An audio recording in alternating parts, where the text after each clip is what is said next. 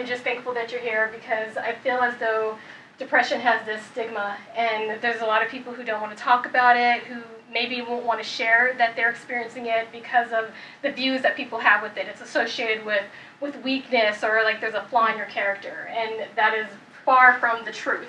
Dealing with depression, you have so much personal strength because you're enduring that pain and you're transforming that pain, and there's ways going about treating it. So I also feel like you're brave because you're honest with yourself, with all the judgments that are out there with depression. So thank you for being brave enough to talk about this and be honest and open about this. And hopefully this video can be inspiring to the viewers who can know what's out there, for being able to know what's within them, to provide treatment for themselves or seek treatment, and then also just realize that they're not alone. So let's introduce ourselves. Just take about 30 seconds to introduce yourself. Just share your name and why you want to participate in the conversation. And my name is Halima. As I said, I'm the owner of Lovemark, the host and producer of the show, and we'll just go ahead and go this way. Hi everybody, my name is Shieawen. I'm 46. Just recently got released from a halfway house. Met Halima through a program called Second Chance, and she really helped me to become the man I am today, right now.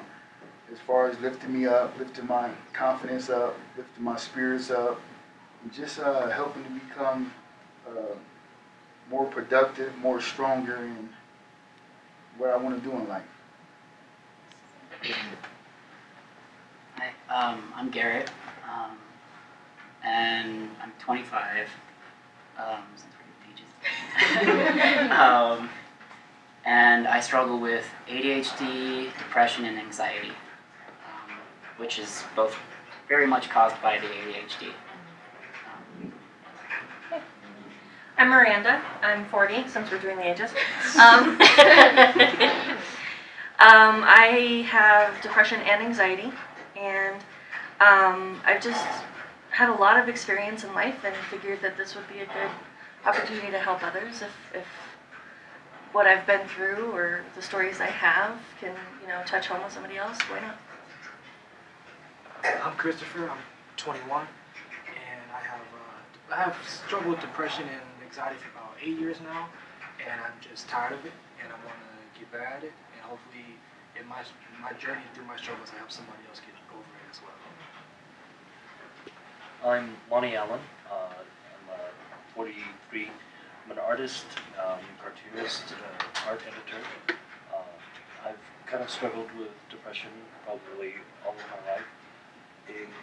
In some ways, I've been able to sometimes harness it through art, and then sometimes it overtakes everything. And recently, yeah, I've sought some help on it, trying to claw out of these drifts into depression. My name is Heidi. I'm 43 years old as well. I have struggled with depression and anxiety for a good portion of my life. I was trying to remember if maybe it started when I was 9 and I planned to run away from home. But it's been there for a long time. This past year, my son got diagnosed with debilitating anxiety and visual and auditory sensory issues. And so mental health has taken on a whole new thing for me as a parent, and trying to navigate the school system and the mental health system and everything, and trying to provide him with the help that he needs while trying to be okay to be what he needs. So it's been a really tough year. My name is Elizabeth. I'm 26, turning 27, and I have developmental trauma and complex PTSD. That comes with a whole host of things, but I'm in the middle of my neurofeedback, neurostimulation treatments, and I feel like I'm finally sort of seeing a difference, light at the end of the tunnel, and I'm excited to normalize conversations about depression and mental health, so I'm really happy to be here with all of you. My name is Ralonda. Depression, anxiety run in my family, so I started suffering from it from a young age. Yeah, I'd love to. I'm here to talk about self-care and the things that have helped me to cope and do amazing things. I'm also a poet. Uh, I had depression the entire time I was studying for a graduate degree, still made it. So any inspiration or knowledge I have, it's for all of us here and all of us outside of the room because we've got to lower that suicide rate. I'm Hathor Brown. My company is Brown Healing, and we focus on healing both the physical and spiritual body through holistic and ancestral medicine. I started suffering from depression at a very early age, young age, and just through my journey, just learned different ways, different medicine tools to deal with it. I noticed that just in society, I believe everybody suffers from depression and anxiety and mental illness. And so I wanted to bring awareness to that. I'm a firm believer that part of what we need to get back to is our ancestral medicine and figuring out the things that helped our ancestors all over the world. So that's what I've tried to bring attention to with my practice. I'm Colleen, they, them, and I suffered from very early trauma all through my childhood, continuing through my adulthood very severely, and have struggled in times to try and reach out and help others, to help myself, and I'm going back into EMDR right now after kind of denying it and not thinking it was good for me for a while. And then I'm taking this into the community, and then I'm talking to other survivors and also people that are being accused, and trying to start bringing people together to actually have these conversations, even among those in a non-punitive way, for something I'm calling community justice. Okay, thank you everyone for sharing that. So what we'll talk about is, what does depression look like for you? What is it that you experience? Because it's different for everybody. And how does it affect your daily life? And then we'll also talk about, if you would like to share what caused your depression. Because sometimes it can be genetics, it could be medication, it could be your environment, your experience, but sometimes it could be no specific reason, and it's how you feel. And anyone at any time can feel it, no matter what's going on in your life, you can experience depression. You can be everything can be going wrong in your life. You could be achieving so much in your life and you can still experience depression. And that's something that I think is important to talk about, because a lot of people, they'll look at depression and be like, that person has everything. What do they have to be depressed about? And it's just like, it's not about material items or anything from your external world. You can just experience it. So I think it's important to talk about that. I'll go ahead and go first, and then anyone, we don't have to continue going in the circle, but just anyone that wants to share and talk. And once again, thank you for being open and honest about it, because your story can also impact someone else and inspire them to realize that they have what they need within them to overcome the pain that comes with depression. So for me, I feel like it started when I was at the age of 5. I didn't know what it was. I didn't know how to identify it at that time, but I feel like with the experiences that I was having in my life at that time, that started to progress more into a downward spiral, got me into developing. That's when depression developed for me, and it was where it just kept getting worse and worse, where I would go to alcohol and drugs in order to numb the pain. At first I thought, oh, this is just, I'm having fun, and it was, but then after a while it was because I wanted to have it be a distraction from what was really going on within me. And at the age of 16, I attempted suicide. Then, got home from school and I got into their bedroom and I got the gun, and then I started thinking, this is going to be messy. That was why I didn't use the gun, because I was like, this would be messy. How horrible that would be to find me that way. And no matter what, it would be horrible for my family to find me that way, but I honestly didn't think they would care. I just didn't want the mess. So that's what I thought about. And so I went to the medicine cabinet and got bottled aspirin, and I took the bottled aspirin. I ended up getting scared, and I ended up calling a friend, and she was like, "What did you do?" And so just long story short, my friend came and got me, and the ambulance came, and I was completely embarrassed. And the guy, the EMT, told me, he was like, "Why did you try to kill yourself?" And I said, "Because I felt alone." And he said, "You have all these friends around you, but you feel alone. How do you explain to someone that it doesn't matter who you have around you, you still feel alone?" And so yeah, that's my story, part of it. You know, at 16, I tried to take my life. I thought that was the right choice, and I thought it wouldn't matter to anybody. It would make the world a better place if I was gone. And when I lived, I decided I could either continue to be suffering, or I can figure out what I need to do in order to feel better, and in order to live, truly live, not just survive, but thrive. And so I had to face all the messages that told me I didn't matter. And then I continue to do that every day and realize that I know I matter, I know my worth, and I go out to the community to do self-empowerment workshops because I don't want anyone to be feeling the pain that you feel when you have depression. The gun thing sounds familiar. My parents grew up in Texas, and I was adopted. They had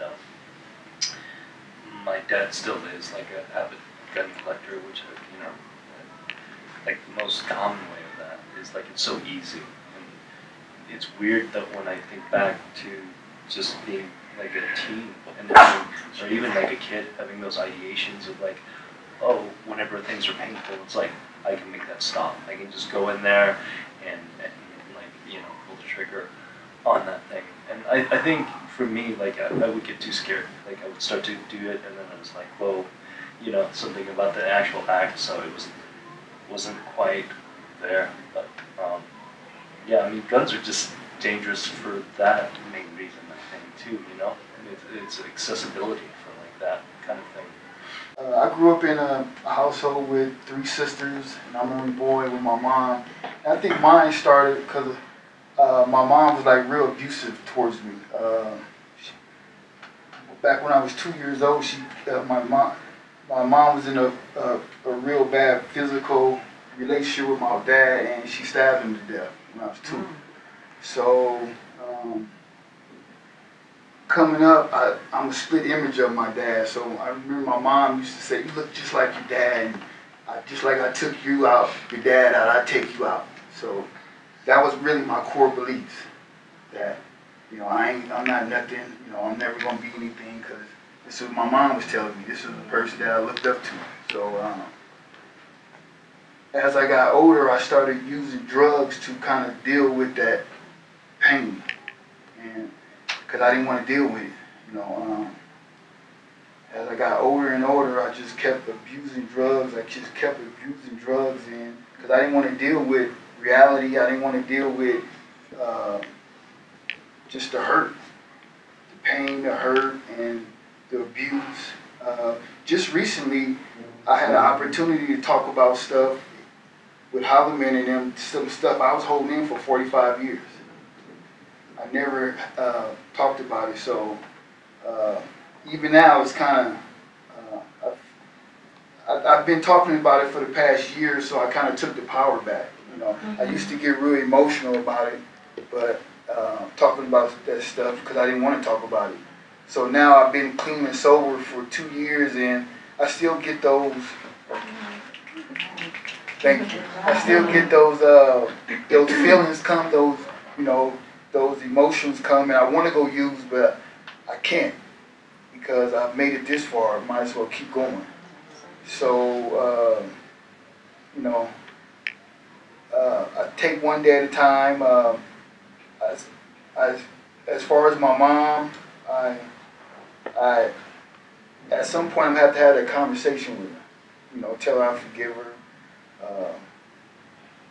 I told her I respect her, but I didn't tell her, I didn't have that conversation with her. She's still around, but at some point I am going to have to, the conversation's more for me than her. It's for me so I can feel, take that weight off my shoulders so I can move forward. So I'm still, even now, I still feel a little hurt. You know, my mom telling me the stuff she told me. Some things that I'm just thinking about some things she told me was, I remember she told me that one time she should have left me on the doorstep, like somebody rang the doorbell and left me there. She's like, she should have never opened the door, you know. And so, you know, stuff like that, I just sit back and I think about that stuff and it really hurts. So that's why I have a 10-year-old. I constantly tell my daughter I love her.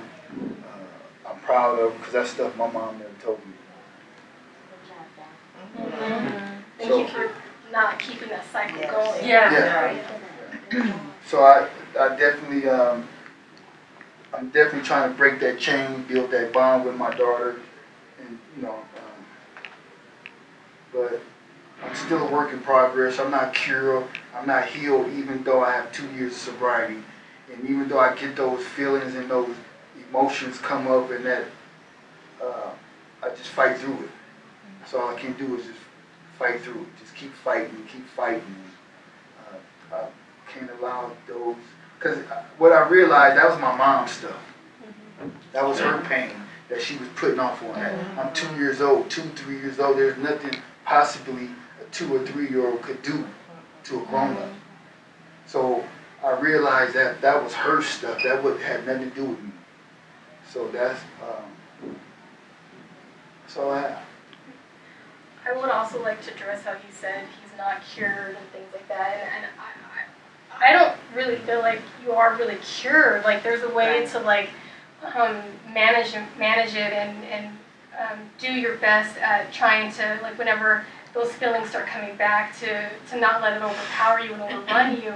But I feel like, I mean, I would love for anyone who's involved in this work to share, like, do you really feel like you could be cured from it? There's no, with a lot of things, there's just no finish line. You learn as you go, and even if those moods come up, something can always be mined from it. There's always some divinity in that darkness inside yourself that can, it hurts, it sucks, but it has use, especially for us artists. Now, I'm not saying just because you're an artist, like, it's cool to be depressed, because it's not, but it can be used. It can be transmuted, alchemy, if you're into that like I am. But it can be, there's no finish line. Life has new situations every day. I remember having my first kind of depression thing when I was around 7. I just looked up at the sky and there was a star, and I wished on the star, like, I just wish I wasn't here anymore. Like, around that time, I was being bullied. This was like the 2nd grade, so I was being bullied by pretty much everybody in my class, including my teacher. My mom was depressed. I think she had postpartum on further reflection. But I think it's also amazing, and we should all give ourselves credit for still being here this long. Some of us have, you said you're 40 years old. That's a long time to survive with this situation. So I want you to give yourself so much credit. Everybody here deserves to give themselves so much credit for figuring out whatever way it took for you to stay alive. That's all. You know, from all these different continents, we were all colonized into thinking everything had to be straight up and down. And if it wasn't straight up and down, something was wrong with you. Well, that's not. It's the devil. It's something is wrong with you and we need to take it out. And when we take it out, you'll be fixed. That's not true. And our ancestors knew that. So we have to tap back into that and say, okay, I'm not perfect. I'll never be perfect. But how can I learn from those imperfections? Right? Same as there is light, there is darkness, as good and evil. That's as true as there is life and death. And we have to be able to learn our lessons from both of those things. I suffered from depression. I believe I was first really, that I can really think about it, I'd say about 8 or 9. And it was really scary. And it was due to seasonal depression, and we had to figure out what that was, right? A lot of people don't even know what depression is. Well, a lot of people think, oh, well, I'm just sad, I'm not depressed. Yeah, you probably are, you know. But at 9 years old, I remember it was here in Colorado. It was a blizzard for about 3 days, and I burst out screaming. I ran to the bathroom and I locked myself inside. And my mom was distraught. She didn't know what to do. And the only words I could come up with, right, because we have to find the words to express ourselves, I just said, I can't see the sun. I just want to see the sun. Where's the sun? I need the sun to come out. And I stayed in that bathroom for 3 more days. And my mom, being, you know, she didn't know how to handle that, right? My mom was the best she could do. She brought me food and brought me water and brought me things to the bathroom and left them there for me.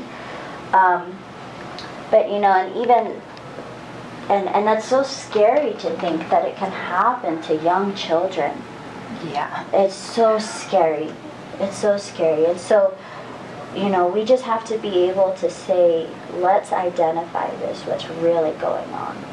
And children, you know, even away from our eyes as parents, more trauma happens, right? As I got older, I dealt with molestation, I dealt with bullying, you know, confidence. If you don't have somebody instilling that confidence in you, you're not really going to have it yourself. It kind of has to be built up.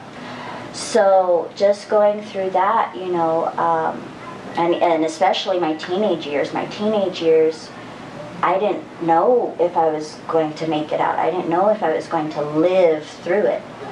I contemplated suicide. I contemplated a bottle of pills. And the only thing that stopped me was I was too scared to see what was on the other side. I was too scared to see what was going to come next. And I says, well, you know, I'm not ready to deal with that just yet, so I'm going to suffer through this. And just through the teenage years up into my 20s, I think I did what most children learn how to do, and that's learn how to block things out, compartmentalize it, forget about it, push it down, keep on moving to survive. It's really survival. And I think even as children, we don't realize we're just trying to survive. We're trying to just get past it. So that's what kind of kept me from committing the action and taking my life. And I'm thankful that I did not. Yes. There was something you brought up about sadness, and I just want to address that really quick, is that there is a difference between sadness and depression. And sadness is a common human emotion. You experience difficult event, certain situation, life change, or whatever, you may experience sad feelings. But once it starts becoming prolonged, and then it's affecting your daily routine, your normal functions, and it's affecting your behavior, your perceptions, and things like that, that's when it becomes depression. And there's so many different signs and symptoms for it, and so it's just something to be aware of. Is this just, I'm in a sad moment right now and this will pass? Or is this, I've been feeling this way for so long and it's not going away, and now I might maybe having suicidal thoughts, things like that. So then it's something to start becoming more aware of and see what's going on and how you're really feeling.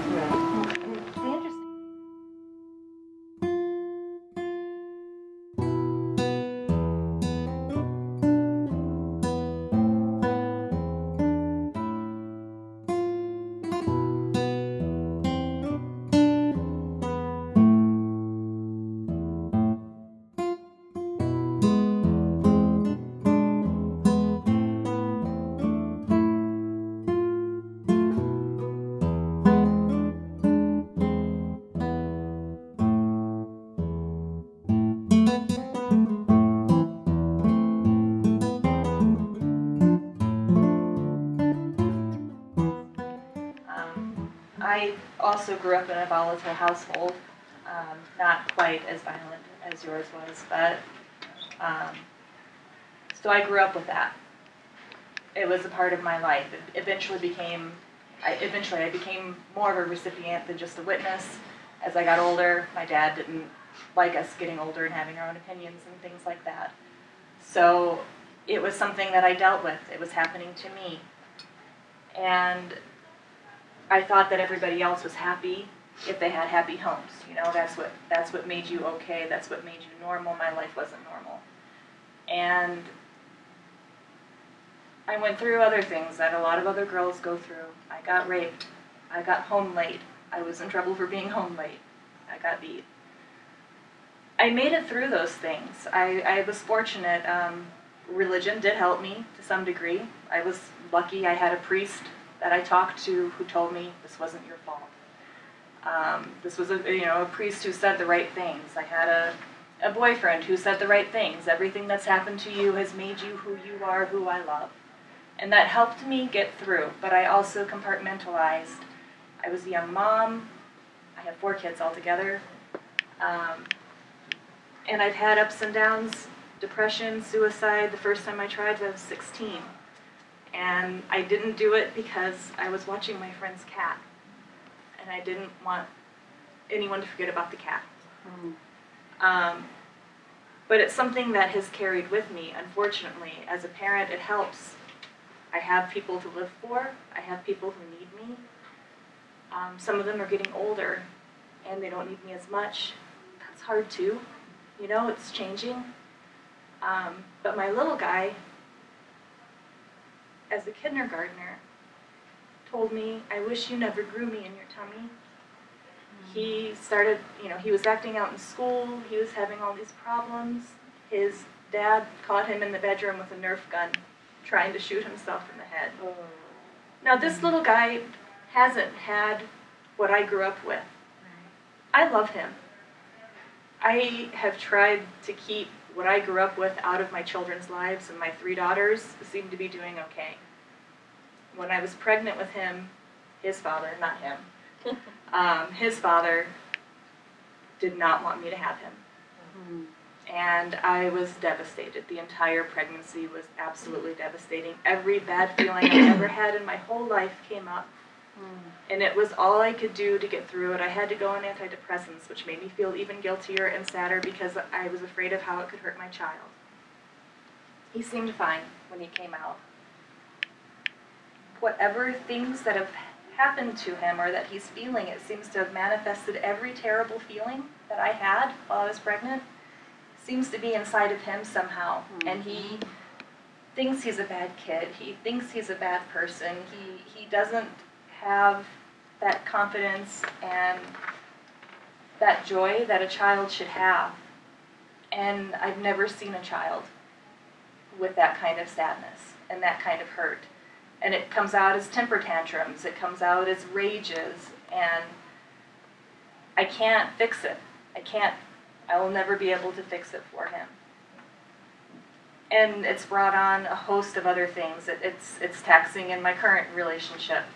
It's made me very sad. It's hard for me to focus and have a job. I lost my job, actually, because the school called so often to pick him up. And so that's adding another layer to everything. I think there needs to be more awareness for what's going on with little people. The new school he's at, they know how to talk to him, to help him de-escalate. You know, they treat him, it's treating him more like a person. You know, instead of just saying, do this, it's saying, this is why you need to do this. And convincing him and helping him understand and being patient. So he is seeing some improvements. But I'm scared because I know it'll never go away. And the situation as a parent is very isolating because your kid is, by their perception, the bad kid in the class. Your kid's the kid who threw something across the classroom. Your kid is the kid who turned the table upside down. Your kid's the kid who runs out of the school. And you don't make parent friendships when that's going on. and then you don't want to go out and do a lot of other activities because you don't know what's going to trigger your child and how they'll react. And even something like going to the grocery store can be a really stressful, stressful ordeal. And even neighbors. I don't know what my neighbors think of us because they probably hear him screaming. They've seen me having to carry him out to the car before and stuff like that. And so with what I've been dealing with since I was young, it's hard for me. It's hard for me to figure out even how to process the parts that are hard for me and how to face it, how to take the time to face it. So every day is still a struggle. But I'm trying to figure out how to be there for him and take all of the stuff that's going on and find a way to make something positive and make something good come out of it. Mm-hmm. One of the best things that my mom has said to me, because I've asked, even as an older person, I've said something like that, like, why did you have me? And she just makes sure to say, I'm glad I had you. I'm glad you're here. Just to keep reinforcing that so that you don't wander off it, or he doesn't wander off into that, I should have never been born, and all of those other things, because it's really insidious. There's real trauma that can happen in the womb based on, and then there's the ancestral thing and epigenetics and that's all very that. true. Very true. When children are made, they're half your blood. Your blood carries your memories and the memories of everybody that came before you. Same as he has the memories of his father and everybody who came before him. So the best thing you can do is, as you grow, just instill it in him and he will grow. But with that, don't blame yourself for his problem. Like what he's struggling with, because you are doing so well. Like, thank you for doing all the things you're doing for him. Like, props. Really, you're doing great. So, give yourself credit for that. Thank you. Because our parents went through it. And our grandparents went through it. And our great-grandparents went through it. And did they tell us? No. Did they pass down the tools? Did they pass down the awareness of what you're going to go through just in life? Regardless of what you go through, if it's trauma, if it's whatever it could be, right? We're saying, how can children kill themselves, want to kill themselves over something like bullying, right? How does that happen? And we have to get back in tune and say, you know what? People deal with this. They're just not talking about it. And then when they're stressed out, they're alcoholics, they're drug addicts, they go home and they beat their husband or their wife or their children. These are the things, these are the results of that. And because it's behind closed doors and families don't talk about it, it's shut up. And we don't know, we're kept ignorant. So props to everybody, just for wanting to come out and say something about it, because it's this time and a lot of our generations that are not just healing ourselves and trying to heal our children, but we're also healing our parents, we're also healing our grandparents. So take comfort in that, because what you're learning, even just about yourself, whatever classes you go to, and for moms, and dads too, it's easy. Well, maybe not easy, but it's more of an object. Our children are more of an object we can cling on to and say, well, I want to do this for them. But what about the people who don't have kids? You got to want to do it for yourself. And as you grow, and if you one day have children, you'll have the tools to be able to pass down to them. And don't be afraid to ask for help. Because, it's so hard. I mean, it took me a long time to get to that point. Like, I was I don't have any kids, but just struggling with depression and like not feeling you're doing enough or like enough for others. It's just, yeah, it just you get so stagnant, or like, because I just couldn't do anything. And I only recently started reaching out for help and taking medication for my ADHD and depression and anxiety. And it's okay to take medication. Like, let's eliminate that stigma. I had trouble in school, and I was one of the kids who acted out in class. So like I had trouble making friends.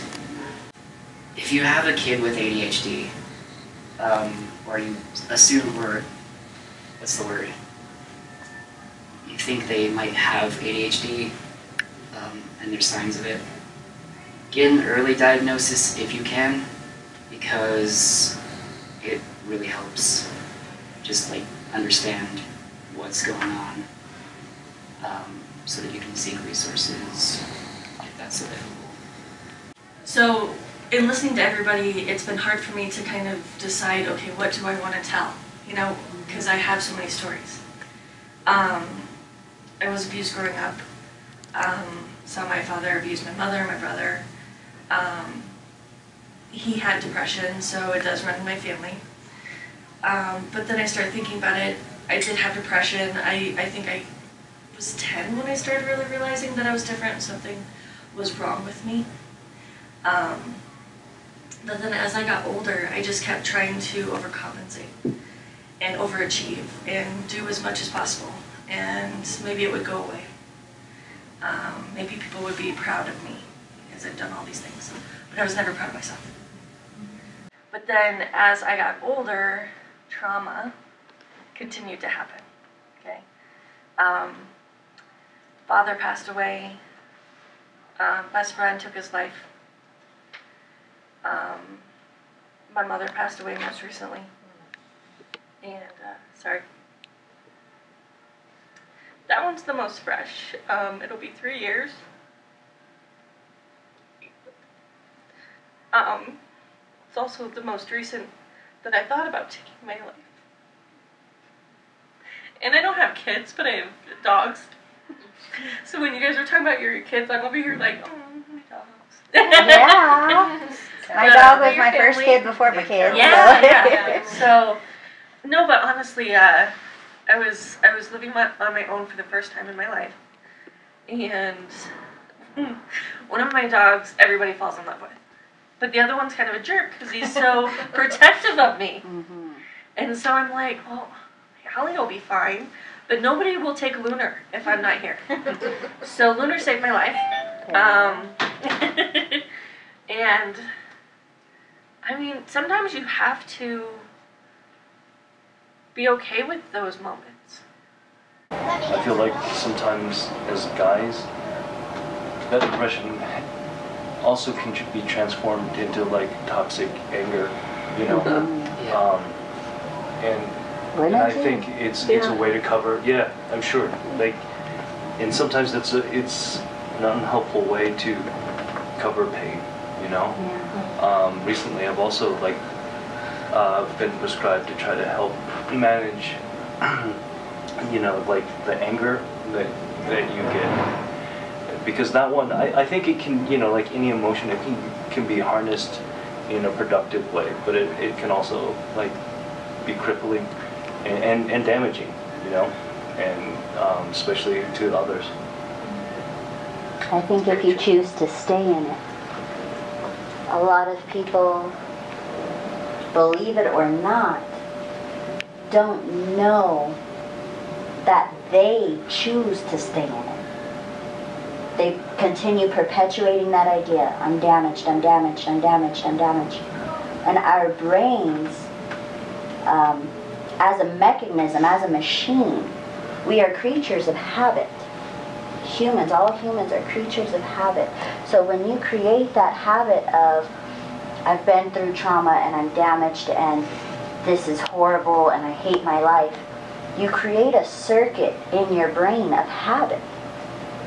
And it will continue to run that circuit through your brain and hitting your neurons until you do something to change it.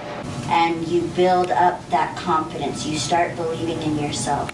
So as a lot of people nowadays, you know, thankfully we're all coming into a new kind of awareness. You know, we're saying things like affirmations, right? Our parents, our grandparents, you tell them, oh, well, I'm saying my affirmations today. What the hell is that? The devil. It's my confidence, it's my power, it's taking back my willpower, right? To say, I choose not to stay in this and I choose to get out. I was actually born in California, but my mom was very messed up, and my dad was very controlling, and when he stopped being controlling, my mom didn't know what to do. So she left and found someone else to be very controlling and much worse, who started molesting me when I was 5. By the time I was 7, I had plotted suicide. I tried to jump off the top of my swing set early in the morning before anyone was awake. And I broke my arm, damn it. And that's all that happened. And I remember laying there, like, arm broken in 3 places. In the early morning light, looking at this guy like, why do I still have to be here? Like, why can't this just have worked? And that swing set was hush money for the latest horrible thing that he had put me through, and I just asked, of course, just don't do it to my siblings, just don't hurt my mom. And so my mom moved us to North Carolina when I was 5 years old, to ensure that no one found out, to this tiny, tiny town where he could do what he wanted. At 9 years old, I tried to call Child Protective Services myself. I was going to do something about this. Child Protective Services didn't even know what to do at that time back then in a little town. And they basically told me at 9 that they could try to put me into foster care, which would mean I would probably get hurt by multiple families. Or I could stay. And so, of course, I stayed. I tried again at 11. I called the cops. I went to jail for 3 months. By then, it moved to full-blown rape. And I was accused of witchcraft at my school because the only thing that I could think to do was pray at the time. And my parents went to a fundamentalist church to cover up their bad and seem like good people, so I went to any other church I could. And so I wasn't Christian necessarily, and I would take my shoes off and put my hands in the air at recess and pray. Just anything, just get me out of here. And I told kids they could come ask me their questions and I'd ask God. And I got suspended from school, and they tried to expel me. And kids would walk around hissing and putting crosses. So I moved as soon as I could, which the state said was when I was 15. And I moved to California with my dad, who told me I should have told him. And what the fuck was my problem for not telling him. So I moved out at 16 and went to school, became a success story for a few years. And then I went to Singapore. I also had at 6, so the rape started around 6, my urethra started my vagina started closing up, and I started having to have surgeries, or I couldn't even pee. And I started getting kidney infections because of this, and I have something called interstitial cystitis. Lots of pain. So the mental moved to the physical, moved to the mental, moved to the physical. I went to Singapore, get myself out of the country. I got kidnapped. I ended up 107.3 fever in a coma in the hospital. I got out and started weeks of rape by my uncle. And this is just, every 2 years I have another story like that, until a couple years ago when I finally got clean. And through all this, I was trying. I was going back to school and dropping out. I have 4 degrees. I started an ad agency in Los Angeles. It dissolved it in a year. A distribution company in New York dissolved it in a year. I could never keep anything. I could start things. Man, could I start things. And then I would go back to needing to numb, back to the drugs, back to the streets. Often I was homeless on the streets of Los Angeles for many years. And then I came out here and I found poetry. And March was the last time. March was when I really tried to kill myself. And it was almost over nothing. It's all this abuse, all this I've been through. And I've been clean at this point maybe 6 months, which is when things got crazy, really, was when I got clean. And someone pushed me in a parking lot. Not a big deal, just some drunk guy, whatever. And flashbacks went crazy, and I went, if even now when I'm clean, and I'm doing as good as I can, I still can't get away from someone hurting. Like, it's not possible in this world, is what it seems like my life has shown me, that it's just not possible to get away from that kind of hurt. And it took hearing everyone's story in poetry, because it's a searching world. My God, do people reach in and pull out the things that they don't want people to hear, but they let us. And it was through this world that I found real healing, and reconnecting to my soul, and realizing that, like, of course this body experience is gonna be weird, and I'm really a soul that's here trying to figure it out, and whatever's happened to my body doesn't matter, and really realizing that, like, I'm made of the same thing as the stars and the moon and the sun, and you can't isolate the stars. Absolutely. And you can't rape the moon. So really getting into that, like, existentialism and, like, the positive sharing communities that I found out here has been really magical for me. Good. And I'm the type of person where I hold a lot of stuff in, you know, and like you said, a lot of kids are taught to just push it, keep pushing it down, and eventually it'll go away. But then it just keeps festering up. And, you know, I had a sweet girlfriend. She's a sweetheart. She's my best friend from 2014 to 2018. And when we broke up, all this stuff was going on with my mom, my dad, and my grandma passing. And she was like the one true person I felt like I could go to. And when she was no longer there, it just felt like I knew I had friends, but I felt like I was truly alone. And that's when I just started having those thoughts. I kind of knew about suicide, but I didn't really know, like, how to do it or how to do it. And until my dad, you know, he's had guns, and I've recently just got my own gun from my concealed carry, and I hated to say it, but when I felt like I got a gun, or I knew my dad had a gun, I felt like I had a way out. So I felt like I could keep going because I had a way out. One of the things that helped me was in 2017, I became a youth football coach. Because I love football. If I could do it again over, I would play football until I can't play no more. But a lot of times where through all those 3 years I coached, when I had a bad day, the only thing that really saved me was really coming out to that field and seeing all 25 of my kids smiling at me. I'm thinking to myself, well, what do I have to be upset about? Because, you know, they're kids. They hey, Coach Chris, you know, they don't have nothing to worry about. And I'm like, well, what do I have to be upset about? Then once practice ends, you got to get back to reality. And, you know, you live with that, and being able to be here really helps, because, like I said, it's tough for me to talk about it. But, you know, it just got to the point where often I'll just go and get my gun, and, no, it's never loaded, but I'll just, you know, click the chamber, and I'll just put up to my head and just sit there. And just sit with it and basically feel comfortable to a point where I'll just pull the trigger, and then I'll feel like a release. And I know, and that was kind of like a little bit kind of like my drug. I felt like I had that when I got that release. Okay, I can reset. I can reset now, and I can come back to the way things were. But I kind of started to realize, like, how unhealthy that was, and how nobody really knew about it until I just kept doing it multiple times. Like, I shouldn't be feeling like this every day. I shouldn't be feeling this depressed every day. Why am I feeling like? I'm sure you guys seen like Groundhog Day. Why is the same day feeling like the same? Why is every day feeling like the same day?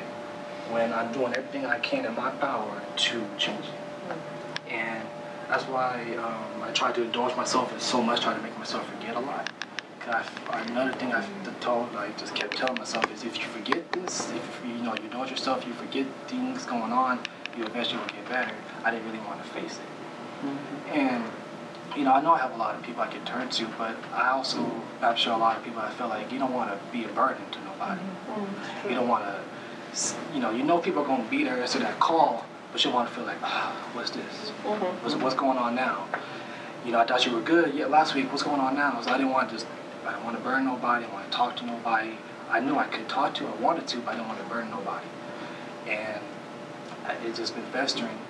And like I said, hearing your guys' stories, it really inspires me to kind of open up more. And I love to write music because it is a great escape for me. Because I know if I'm feeling like this, somebody else is. And if I can help somebody just get over it, whatever it is that they're going through, then that's the type of person I like to help people. I always feel like if my life can help somebody else, then my life has purpose. Whether it be my kids, whether it be through music, whether it be through film, if I can at least help one life, then my life was not in vain. But there's been many times where I feel like, because we're all like soul strapped to I feel like my soul doesn't belong here. It belongs somewhere else. It belongs like just not trapped. And I felt so trapped sometimes. I'm like, well, how can I feel untrapped? And through that or pills or sometimes I've got a habit of not driving with my seatbelt on. Because I'm always ready. If I ever get an accident, I'll be ready. And, yes, ma'am. And you know, you hate to just do little things like that, but I saw some online. It's like depression is not. You don't want to die, but you don't want to stop living. You just want to stop living. You don't necessarily don't want to die, but you just want to stop everything you're doing from living to where eventually everything else will just take care of itself. But being in this environment really helps. It really truly does. Because being only 21, I know I have a lot of life to live. And I know it could be so much worse. And there's so much that I have not experienced that other people have that I can't even imagine. And I need to take perspective in that. And we know nobody should compare trauma, but mine is not as bad as a lot of the stories that I've heard. And you guys are really true warriors because it's tough. It's tough to look yourself in the mirror and say, let's get through one more day. Can you get through one more day? And just ask yourself that question. And at the same time, since we know each other, please don't ever think you'd be a burden if you give me a call. Please. You know, I'm like Ralonda was saying, anyone that you know, call them up. I'm sure they would love to hear your voice instead of hearing something else that's happened to you. And just, because I know all of us, I'm sure we've experienced that. I don't want to call anyone, I don't want to hurt anyone. That's how I felt too. I felt alone. But people would rather you be here, even when you don't think they want you here, even when you think, oh, the world would be better without you here. That is so not true. That is so not true. And you talking about you being shy and all that stuff, and I know we've talked about this, and I think it's amazing that you have this shyness, but you're still here talking about all of us. And you're a coach, you know? I mean, that takes some courage right there, too, to be a mentor to all those children and everything. And there's just a lot that you're doing that I'm learning from you as we get to know each other, that you're doing, that you're making a difference in a lot of people's lives. Thank you so much. Of course. Yes, ma'am, and I do need to get some help. And a lot of it is stigma, and a lot of it is, I'm not trying to play the card, but as a young black man, you know, you're not supposed to show pain. You're not supposed to feel pain. You're supposed to be this Adonis. But when you do feel pain, or when you're so used to being the person who everybody goes to for help, who do you go to for help? Who do you reach out to? And I got to start realizing there are people out there. You just have to take that step and get over my shyness, get over that curtain. Because once you do get to know me, you realize I have a unique soul. I try to, and I just try to be the person where if everybody feels like the world's turned against them, I won't. I try to be loyal. I'm a Taurus, so I try to be You're Taurus. Yes, sir. Represent. You need to know that you're worth it. Absolutely. I think that it sounds like you forget that. Something that I've developed from being bullied and surviving and all of that stuff. It's a concept called holy spite. I've had so many people tell me I can't do things, or I shouldn't survive, or I shouldn't be here. And eventually it just pulled up this thing in me that was like, oh yeah, well watch. And that has gotten me through so much stuff. So Holy Spite is underrated. I suggest you get into it. Self-care, healing that inner child. The inner child will mess up your life if you don't do that work. But healing the inner child, taking care of the self like you would, like you were a baby, because you deserve that. Even though you didn't get that need met from your parents, you still deserve it, and it's not illegitimate if you give it to yourself. I think that's what people need to realize. If you have to give love to yourself, if you have to give care to yourself, if you have to be compassionate for yourself, do it. You can do that. You have that power. You don't have to wait for anybody to give those things to you. I think what's been helping me, is the positive affirmation, the I ams that I learned through Holland. You know, because I learned that it's not what people say about me that's damages, but I tell myself. So I have to constantly look myself in the mirror in the morning and say, I am worthy, I am resilient, I have unlimited potential. And that kind of like yeah. Helps me. You have to simply say, I am the shit. Yeah. Yep. Do it. Yeah. And then you keep on saying it to become it, you know, because sometimes it works. Yeah, I mean, and it's not like, did you say fake it till you make it, or yeah. And I know that's like a term that we all hear and stuff like that, and it's just something about like, it's so important to say those words to yourself, because beware the words you are telling yourself, and just becoming that. You say it every single day, and then you will start to believe it, and then you will become it. And then to really challenge that narrative of, this is going to be with me forever and it can't ever change. And I think I am happy that it's a part of my history, and that's always a part of what I am. But shifting from this happened to me to, and this is what I did with that, and this is how I've healed it, and this is where I want to go, that's really shifted a lot of things in how I'm talking. So I really appreciate, like, I was happy to hold the space to hear all of your stories, because I've been in that place. I've had the similar stories about what happened. And when I got more educated on what it means to be a human and what the brain does, and mental health education, understanding sort of what is going on, I've been able to find interventions and treatments that have met me where I'm at, and have kind of got me to a place where, again, my story is now what I'm doing with it. I'm in the midst of that shift, so I haven't quite put words to it. But I will say that what I heard in everybody, and a kind of good starting point for me, was understanding that the environment you're in is a part of how your brain adapts, especially as a child. And there's a really good research about rats. So there's a great example of how, like, rats were in a cage, they were given cocaine-laced water, and they kept ODing and dying. And they were like, well, clearly cocaine is addictive. That's the problem. And then a scientist came in and said, well, you have rats who are social creatures in a cage alone with nothing to drink but cocaine-laced water or plain water. Like, of course they are going to OD. Like, this environment that these rats are in are not compatible with what they need to exist. And we are social animals as well. And so this scientist made Rat Park. And the rats had friends, they had plenty to do. The cocaine-laced water was still there. They still could do it if they wanted to, and they didn't. They were drinking the regular water, they had plenty of food, they had friends. And so I think for me it's about, you know, first dealing with my immediate environment, which is my body, my brain, like what's going on inside of me, then kind of what is my immediate environment, what are my relationships like, and getting to each of those places to figure out how can I work on the environments, interactions that are around me to be more compatible with what my needs are as a human creature, as a human person. Right, so when your mind is looking for a release, you need to find a new release. You need to find a healthy release. So being physically active is important. Being able to write your emotions out is very important. Being able to be around community is very important.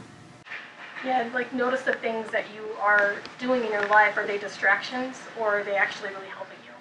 And I think it's important to know the difference between wanting to end your life or wanting to end your pain. And so realize that you matter, you have worth, and I'm sure everyone here would rather say in the pain, not in your life.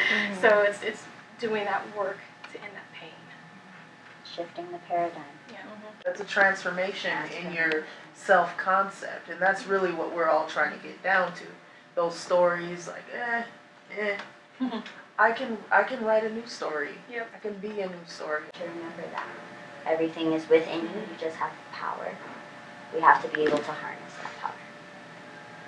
Thank you so much for every single thing everybody has said. I appreciate you so much. There's so much value in every single word that was spoken. And